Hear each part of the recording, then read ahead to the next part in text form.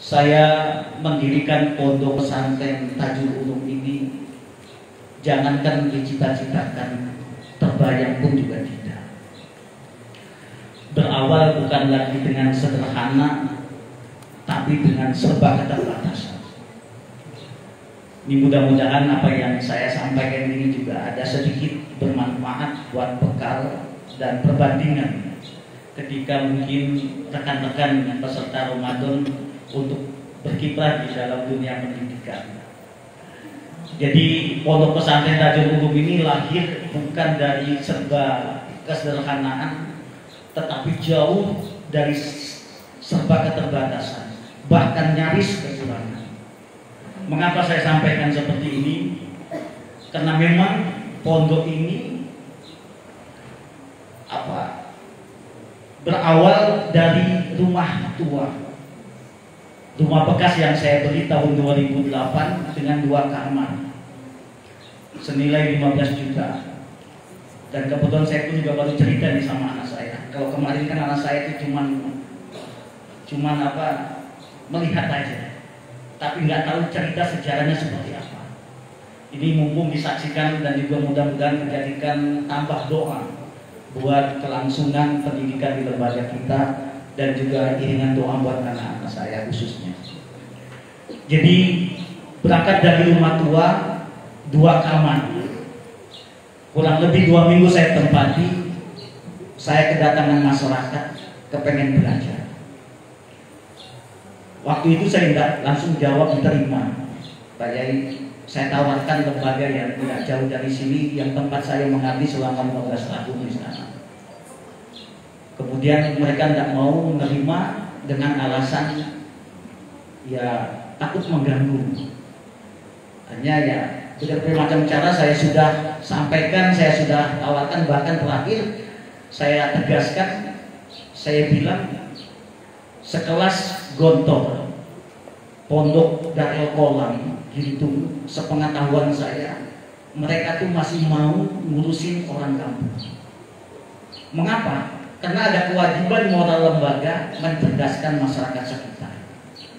Akhirnya apalagi kita yang masih butuh murid saat itu, tapi kekeh mereka tidak mau jawab, tidak mau menerima.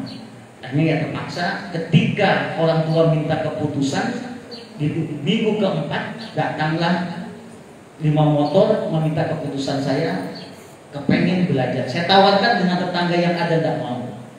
Padahal waktu itu di Cimanuk ada 11 sanawiyah dan SMP baru ada 1 SMP RM yang sudah legal saat itu. Itu pun masih kelas jauhnya SMP Cimanuk. Akhirnya saya bilang sama masyarakat itu, ya udah ibu, kalau ibu kekeh pengen belajar di sini, saya nggak bisa jawab hari ini. Apakah anak ibu nanti belajarnya mau pagi ataupun mau sore, mau di mana tempatnya? Namanya SMP ataupun sanawiyah, mau siapa yang ngajar? Yang penting ibu besok ke pasar beli seragam putih biru sama pramuka, udah itu aja. Waktu itu minggu sore Pak ya, malam Senin saya baru musyawarah dengan istri, berdua saja saya musyawarah. Karena dengan tetangga saya belum banyak kenal, sekalipun sudah kenal tapi belum tahu seperti apa kepribadiannya. Jadi saya musyawarah berdua, bilang saya sama istri, ya sudah Umi, kita bismillah, menawarkan sudah ke Darul Islam, memberi jalan sudah, dia ada kerjasama tidak mau, ya sudah cukup. Bismillah, yuk kita hitung-hitung rumah makan aja. Orang-orang masakan Padang ya kita sudah masakan Sunda atau wartegnya. Jadi brandnya itu brand warteg Pak Yai. Warteg itu kan pondok warung makan yang serba ada tapi murah. Jadi brandnya udah warteg duluan. Hanya kita siasat udah kita namanya SMB. Toh itu casting aja. Jadi hanya udah bismillah. Pagi baru saya telepon Ustazah Neneng nih, orang tuanya Aufa. Kebetulan dulu orang tuanya diasuh sama saya. Dia kebetulan suaminya suka membuat bangku. Saya utang bangku 20 set. Kemudian ke toko sandang murah, utang pakaian 1 kodi dikirim 10 kodi. Hubungi RM sekolah yang sudah legal. Akhirnya saya didik murid sampai 3 tahun, namanya nama RM belajar kita. Saat itu kita belum ada anak yang pulang, yang mungkin belum ada. Nah, terus, kurang lebih 3 minggu berjalan, ya saya membawa papan tulisnya pun alas kasur Pak Yai. Muridnya MI ada 17, SMP ada 25. Kebetulan murid pertama SMP itu Ustadz Imam sebagai saksi sejarah. Beliau inilah kemarin alhamdulillah mendapat beasiswa di UIN Serang, beres S1-nya. Itu murid pertama. 14 Juli 2008 memulai awal belajar dengan papan tulis dari alas kasur, baris di bawah pohon singkong, pohon pisang, bahkan di bambu. Jangankan kendaraan ke sini, orang jalan lewat sini. Sehingga ya hanya tempat di depan situ aja. Yang sekarang dibuat gerbang itu Pak, itu dulu rumah saya yang 2 kamar itu ya saya beli 15 juta saat itu. Jadi inilah anak-anak 12 tahun kita seperti ini bisa disaksikan. Anak-anak kelas 6 yang mungkin juga sudah ditunggu di rumahnya, ada yang orang tuanya sudah ngomong terus Pak ya. Ngomong aja orang tuanya.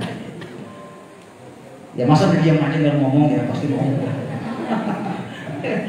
Ini ya siapa tahu Ustadz Mahali juga saya tanya, ternyata Ustadz Mahali sudah punya calon. Sudah punya. Siapa yang punya? Orang tuanya. Maksudnya ada yang punya, ya udah punya. Ya. Akhirnya ya itu. Jadi inilah. Jadi jangan melihat 12 tahun kita seperti ini. Tapi memang harus melihat perjalanan saya 25 tahun ke belakang itu seperti apa. Saya mendidik anak-anak itu, kenapa anak saya keluarkan supaya ini, samping memang kita butuh pengetahuan yang mumpuni, tetapi juga memang harus dilatih, dididik untuk mandiri. Karena kalau di sini ya dimanjakan. Kalau di tempat sendiri biasanya manja anak-anak.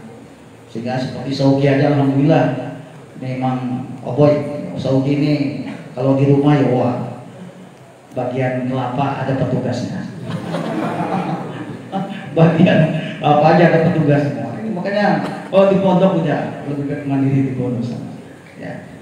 Jadi pelajaran yang berharga adalah pelajaran di pondok pesantren.